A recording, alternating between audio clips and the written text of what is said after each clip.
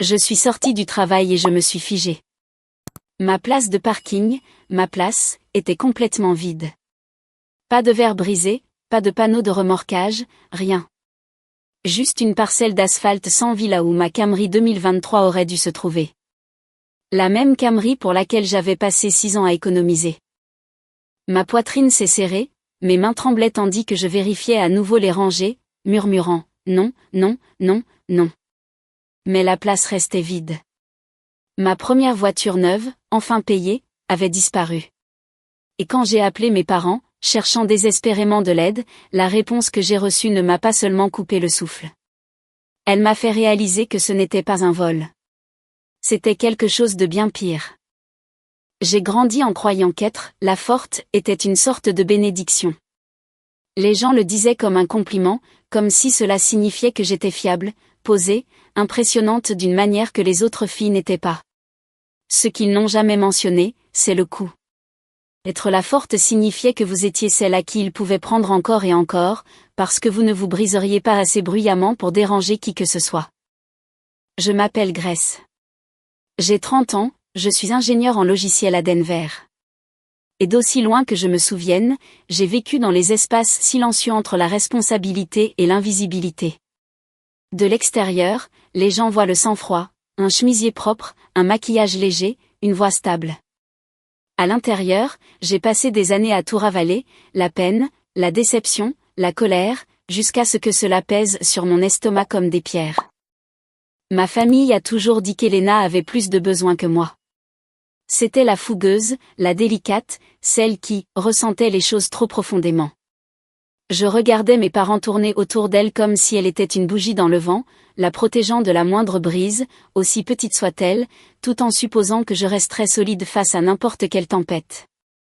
Quand nous étions adolescentes, les différences étaient déjà claires. Je travaillais à temps partiel après l'école, je nettoyais des tables, je comptais des pièces de monnaie, et j'ai économisé pendant des mois pour acheter un ordinateur portable d'occasion avec un ventilateur asthmatique. Le lendemain matin, j'ai regardé ma mère poser un MacBook flambant neuf sur le lit d'Elena. Elle en a besoin pour un projet, m'a-t-elle dit. J'ai hoché la tête, prétendant ne pas sentir le sol se dérober sous mes pieds. À 18 ans, Elena a emprunté mon vélo, juste pour 1 heure. Il est revenu 2 jours plus tard, abandonné sous la pluie derrière la maison d'une amie, la chaîne rouillée, la selle déchirée. Ne sois pas dramatique, a dit mon père. Tu peux le réparer. Elle ne voulait pas faire de mal. Mais j'ai appris quelque chose ce jour-là, dans ma famille, l'intention comptait plus que les conséquences. Du moins quand il s'agissait d'Elena. Pendant mes études universitaires, j'ai jonglé entre 2 emplois, de longues nuits à la bibliothèque, du café instantané bon marché, et la pression constante d'être autonome. Quand mes économies ont mystérieusement disparu, j'ai découvert des semaines plus tard qu'elles avaient servi à payer l'un des cours d'Elena après qu'elle ait manqué une date limite. Ma mère a balayé cela d'un sourire. La famille s'entraide. Au moment où j'ai obtenu mon diplôme et déménagé à Denver, j'avais cessé d'attendre l'équité. L'indépendance semblait plus sûre que l'espoir. J'ai construit ma vie discrètement, payé mes factures à temps, résolu mes propres problèmes, et je n'ai rien demandé. Et après si longues années, j'ai finalement acheté quelque chose qui me semblait appartenir. Ma première voiture neuve, une Camry 2023 argentée. Propre, fiable, méritée. Chaque paiement que je faisais était comme une petite victoire. Mes parents m'ont félicité, mais j'ai vu ce regard, cette légère grimace, comme si mon succès était un inconvénient, comme s'il créait un déséquilibre. Elena avait détruit 3 voitures en 5 ans, chacune remplacée sans poser de questions. Mais ma voiture était différente. Elle portait en elle chaque nuit blanche, chaque sacrifice, chaque once de fierté que j'avais construite par moi-même, c'est pourquoi la place de parking vide ne m'a pas semblé être un vol au début. Cela ressemblait à un schéma auquel j'avais passé toute ma vie à essayer d'échapper. Au moment où j'ai vu la place vide, j'ai fait ce que toute personne rationnelle ferait, j'ai essayé de trouver une explication. Peut-être que je m'étais garée à un autre niveau. Peut-être que quelqu'un l'avait remorqué par erreur. Peut-être que j'étais épuisée et que je me souvenais mal. Mais alors que je parcourais le parking pour la 4e fois, une clarté froide et tremblante s'est installée dans ma poitrine. Ma voiture n'était pas égarée. Elle avait disparu. Ma respiration est devenue superficielle. J'ai sorti mon téléphone, le pouce glissant sur l'écran, et j'ai appelé les premières personnes qui, je le pensais, me ramèneraient à la réalité, mes parents. J'ai appelé mes parents, en panique. Ma mère a décroché à la deuxième sonnerie, joyeuse, comme si elle s'attendait à de bonnes nouvelles. Maman, ai-je haleté. Ma voiture a disparu. Est-ce que quelqu'un l'a remorquée? Sais-tu ce que je devrais faire? Oh, chérie, calme-toi. Nous l'avons donnée à Elena. Elle en a plus besoin. Juste comme ça. Une voix douce, un ton désinvolte, comme si elle me disait qu'elle avait emprunté un pull, et non volé un véhicule de 30 000 $ que j'avais mis 6 ans à gagner. Quoi? Ma voix s'est brisée. Vous la lui avez donnée? Elle a ce nouveau travail, a dit ma mère. Elle ne peut pas prendre le bus. Tu te débrouilleras bien pendant quelques jours. N'en fais pas toute une histoire. Je suis restée figée sur le parking. Les sons autour de moi étaient étouffés, le bourdonnement lointain de la circulation, le vrombissement d'un lampadaire, mon cœur battant dans mes oreilles. La voix de mon père est intervenue, comme s'il avait écouté tout le temps. Elle est toujours dans la famille. Tu réagis de manière excessive. Nous partageons tout. Tu te souviens quand nous t'avons aidé à l'université? Vous avez utilisé mes économies pour payer le cours d'Elena, ai-je murmuré. Ce n'était pas m'aider. Silence. Puis ma mère a soupiré, déçue. Ne recommence pas avec ça. Ta sœur essaie. Elle a traversé une période difficile. Une période difficile. La même période difficile qu'elle traversait depuis 10 ans. Des images m'ont frappé de plein fouet. Elena pleurant après avoir détruit sa première voiture, mes parents la serrant dans leurs bras, lui disant que c'était de la malchance. Elena démolissant la deuxième en envoyant des textos, l'avant pliée comme du papier, mon père disant, elle est secouée. Ne la gronde pas, Elena faisant trop la fête, détruisant la troisième, ma mère murmurant, elle a besoin de soutien, pas de jugement. 3 voitures parties en 5 ans, et maintenant la mienne. Ma première voiture neuve. Mon petit miracle lui avait été donné comme une paire de chaussures de rechange. Maman, ai-je dit lentement. Je n'ai donné la permission à personne. Vous avez pris ma clé. Vous avez pris ma voiture. Nous l'avons empruntée, a-t-elle insisté. Arrête d'être égoïste. Égoïste. Le mot m'a profondément blessé, familier, comme une vieille échymose. J'ai senti quelque chose en moi plier. Puis se briser. Toutes ces années à tout ravaler, à réparer ce qui n'était pas à moi de réparer, à prétendre que leur choix ne me blessait pas. Chaque limite ignorée, chaque fois qu'ils disaient que j'étais assez forte pour le supporter. Mais je n'étais pas forte à ce moment-là. Je tremblais d'une rage si silencieuse qu'elle en paraissait presque froide. Donne quelques jours à Elena, a dit mon père. Elle la ramènera. Non, ai-je dit, elle ne le fera pas. La voix de ma mère s'est faite plus aiguë. Ne fais rien de stupide, Grace. Mais ils avaient déjà utilisé le seul mot qui révélait toujours leur vérité, famille. La famille était le bouclier derrière lequel ils se cachaient. La famille était l'excuse pour chaque violation. La famille était la laisse qu'ils comptaient que je ne couperais jamais. Pour la première fois, je l'ai vu clairement. Je n'étais pas la forte. J'étais celle dont ils s'attendaient à ce qu'elle ne se défende jamais. Plus maintenant. J'ai éloigné le téléphone de mon oreille. La voix de ma mère continuait de parvenir, réprobatrice, urgente, mais je n'écoutais pas. J'ai raccroché et j'ai composé le 911. L'agente Ruiz est arrivée 20 minutes plus tard, le soleil du soir plongeant derrière les bâtiments de Denver, laissant tout baigner d'une lumière orangée. Quand elle est sortie de sa voiture de patrouille, sa seule présence a rendu le sol plus stable. Je lui ai remis tous les documents que j'avais, la carte grise, les preuves d'assurance, mes doigts tremblants encore. Tout est à votre nom, a-t-elle demandé. Oui, entièrement à moi.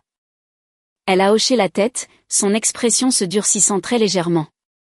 Et personne n'avait la permission de la prendre? Personne. M'entendre le dire à voix haute, clairement et fermement, c'était comme poser le pied sur un nouveau terrain. Ruiz a photographié la place vide, a jeté un œil à la caméra de sécurité au-dessus de nous, et a lancé un avis de recherche par radio. Quand elle a prononcé le nom d'Elena dans cette radio, le nom de ma sœur, cela m'a coupé le souffle. Les affaires de vols familiaux restent des vols, a-t-elle ajouté. La loi ne fait pas d'exception pour les sentiments. Ces mots m'ont frappé plus durement que la voiture manquante. Toute ma vie avait été construite autour d'exceptions, moi me faisant petite pour qu'Elena puisse grandir, moi absorbant les chocs pour qu'elle puisse éviter les conséquences. Maintenant, pour la première fois, quelqu'un traçait une ligne là où ma famille ne l'avait jamais fait. Quand Ruiz est parti, le parking m'a semblé trop grand et trop silencieux. Je me suis assise sur le trottoir, fixant l'asphalte vide. Cela aurait dû être une victoire, comme la reconquête de quelque chose. Au lieu de cela, la culpabilité s'est enroulée autour de mes côtes. Les voix de mes parents résonnaient dans mon esprit, égoïste, dramatique, ingrate. Les mots dont on m'avait marqué depuis l'enfance. En retournant à mon immeuble, je me sentais vide. Mon appartement, habituellement mon sanctuaire, me semblait étranger. J'ai fait du thé, mais il avait un goût métallique. Je me suis assise sur le canapé dans le noir, les lumières de la ville vacillant contre les fenêtres, et je me suis laissé sentir le poids de ce que j'avais fait. Dénoncer sa propre famille n'est pas une décision simple, cela écorche chaque ancienne loyauté, chaque scénario hérité. Mais quand j'ai pensé à Elena au volant de ma voiture, riant, postant des photos, peut-être disant aux gens qu'elle était à elle, mon estomac s'est tordu. Elle n'avait pas appelé, pas une seule fois, même pas pour me demander si j'allais bien. Mes parents non plus. Ce silence disait tout. Plus tard, mon téléphone s'est allumé. Des numéros inconnus, des membres de la famille, tous répétant le même message, retire la plainte. Ne ruine pas la famille. Sois compréhensive. Pas un seul appel pour me demander si j'avais un moyen de rentrer chez moi. Pour la première fois, je n'ai pas répondu.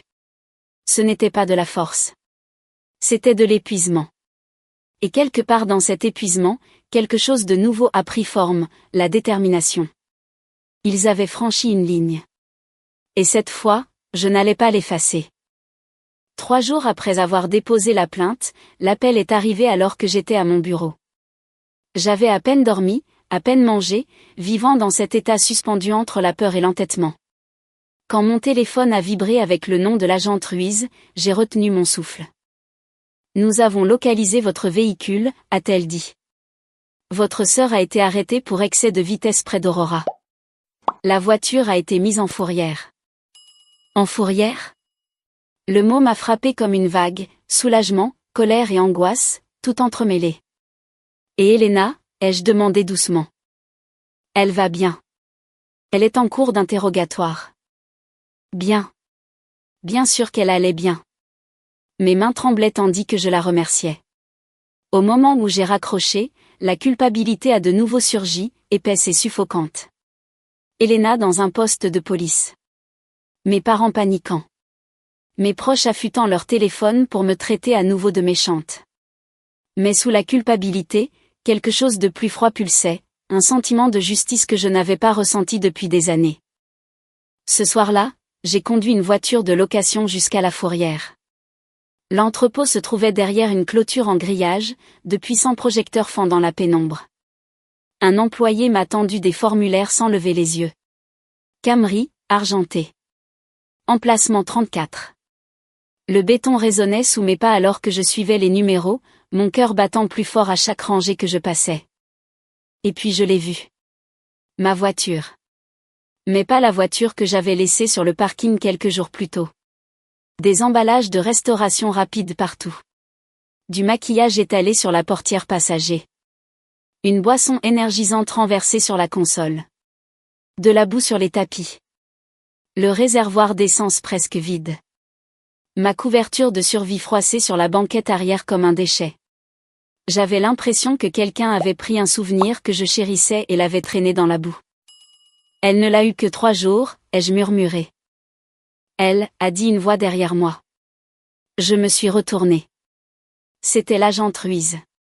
J'ai dégluti difficilement. Elena. Ma sœur. Ruiz a examiné l'état de l'intérieur et a expiré longuement. Ce genre de négligence, ce n'est pas inhabituel. Les gens traitent différemment ce qu'ils n'ont pas gagné. Son ton n'était pas moralisateur, juste honnête. Brutalement honnête. J'ai appuyé mes mains sur le cadre de la portière, respirant profondément. La colère qui avait couvé pendant des années s'est épanouie en quelque chose de vif et de clair. Tout prenait sens maintenant, le vélo dans la boue à 18 ans, les économies prises pour son cours, l'ordinateur portable qui lui avait été offert comme si elle était une reine. Ils avaient appris à Elena quelque chose de dangereux, que les conséquences étaient facultatives. Mais pas cette fois. Une fois la paperasse terminée, Ruiz m'a tendu les clés et a marqué une pause avant de se détourner. Quoi qu'il arrive ensuite, a-t-elle dit doucement, souvenez-vous que la responsabilisation n'est pas de la cruauté. Cette phrase m'a suivi tout le long du chemin du retour. Une semaine plus tard, je me suis retrouvée assise sur une chaise en bois dur devant la salle d'audience 4B. L'air sentait le désinfectant, le vieux papier et la nervosité. Mes parents étaient assis de l'autre côté du couloir, chuchotant vivement en espagnol. Elena était assise entre eux, fixant le sol, sa jambe rebondissant. Elle ne voulait pas me regarder. Quand le greffier a appelé l'affaire, nous sommes entrés. La juge, une femme aux yeux vifs et à la voix de pierre, a lu les documents avant de regarder Elena. Mademoiselle Reyes, a-t-elle dit, je crois comprendre que vous souhaitez plaider aujourd'hui. Elena a hoché la tête, sa voix à peine audible. Oui, votre honneur. Veuillez lire votre déclaration écrite à voix haute. Je n'ai pas cligné des yeux. Je voulais entendre chaque mot. Elena a déplié le papier avec des mains tremblantes. Moi, Elena Reyes, j'admets avoir pris le véhicule de ma sœur sans sa permission. Je savais que la voiture n'était pas à moi. Je l'ai prise quand même parce que j'ai supposé qu'elle me pardonnerait. Ce que j'ai fait était mal. Je suis désolée. Pour la première fois depuis longtemps, Elena ressemblait à une adulte, pas à une enfant protégée par des excuses. La juge a hoché la tête. Que le procès-verbal fasse état d'un plaidoyer de culpabilité. J'ai senti mon pouls dans ma gorge. Étant donné les circonstances, ce tribunal condamne l'accusé à 6 mois de probation, une suspension de permis d'1 an, et un dédommagement à la victime pour les frais de fourrière. Le marteau a frappé le bois. Mes parents ont eu un hoquet audible. La main de ma mère s'est portée à sa bouche. Mon père s'est tendu comme si quelqu'un l'avait frappé. Mais ce qui m'a le plus stupéfaite n'était pas leur réaction. C'était la rapidité avec laquelle ils se sont dirigés vers Elena, l'enveloppant de réconfort, la protégeant des conséquences alors même que les conséquences arrivaient enfin. Ils ne m'ont pas regardé, pas une seule fois. Alors que la salle d'audience se vidait, je suis restée immobile, les laissant passer. Elena est passée à quelques centimètres de moi, le visage rouge, les yeux gonflés. Elle a hésité comme pour parler, mais la main de ma mère sur son bras l'a tirée en avant. Pas maintenant, a murmuré ma mère. Ne la laisse pas empirer les choses. Là. Comme si j'étais la menace. Comme si j'étais le problème. Quand la porte s'est refermée derrière eux, quelque chose en moi s'est apaisé, lourd mais stable. Je n'étais plus en colère. Je ne tremblais plus. Je me sentais ancrée, comme si la partie de moi qui avait passé des décennies à s'excuser d'exister venait de rendre son dernier souffle. Dehors, le ciel de Denver était bas et gris. J'ai marché jusqu'à ma voiture, la même voiture qui avait été violée, saccagée, volée. Je me suis assise à l'intérieur et j'ai passé mes doigts le long du volant. À moi. Cela faisait longtemps que je ne l'avais pas sentie mienne. Pas seulement la voiture, ma vie, mes limites, ma voix. Mais à ce moment-là, assise dans l'onde de choc de tout cela, quelque chose a changé. Mes parents s'étaient éloignés de moi, mais j'étais revenue à moi-même. J'ai conduit lentement jusqu'à la maison, laissant le silence m'envelopper. Chaque kilomètre semblait être une distance entre la femme que j'étais et la femme que je devenais.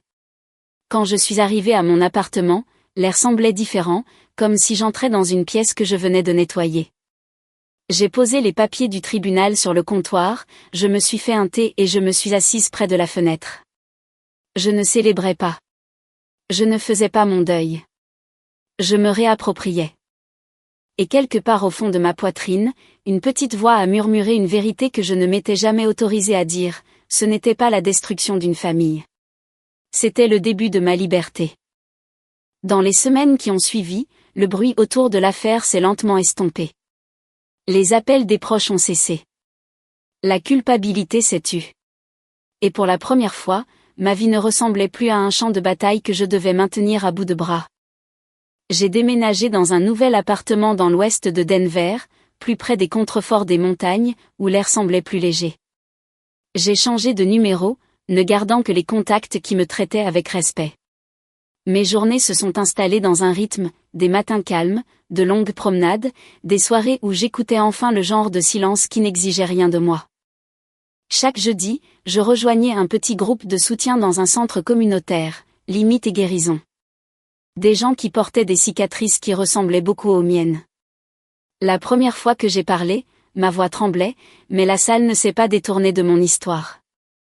Ils ont hoché la tête. Ils comprenaient. Et peu à peu, j'ai senti quelque chose se relâcher en moi. J'avais récupéré ma voiture. Mais plus important encore, je m'étais récupéré moi-même. Un après-midi, assise au volant avec vue sur les montagnes, j'ai réalisé quelque chose de simple et de libérateur. La justice n'avait pas ruiné ma famille. Elle m'avait restauré. 1 an plus tard, une enveloppe est apparue dans ma boîte aux lettres, simple, sans marque, mais avec une écriture que j'ai reconnue instantanément. Elena. À l'intérieur se trouvait une courte lettre. Elle ne suppliait pas pour obtenir mon pardon. Elle ne blâmait personne. Elle écrivait simplement qu'elle suivait une thérapie maintenant, qu'elle apprenait ce que la responsabilité signifie vraiment, qu'elle apprenait à vivre sans prendre aux autres pour rester à flot. Et elle terminait par « Je sais que je t'ai blessé. J'essaie d'être meilleure. » J'ai plié la lettre une fois, je l'ai glissée dans un tiroir et je n'ai ressenti aucune urgence à répondre. Certaines histoires n'ont pas besoin de retrouvailles pour avoir une conclusion. Parfois, la reconnaissance suffit. Ce soir-là, en verrouillant ma voiture, la barre de volant attrapant une lueur orangée du coucher de soleil, une vérité tranquille s'est installée en moi, ce qui est à moi reste à moi. Non pas parce que je le garde avec peur, mais parce que j'ai enfin appris à protéger la personne derrière les limites. Si cette histoire a touché quelque chose en vous, dites-moi d'où vous regardez. Partagez vos pensées dans les commentaires. Et si vous avez déjà tenu bon comme je l'ai fait, abonnez-vous. Il y a d'autres histoires à venir, et vous n'êtes pas seul.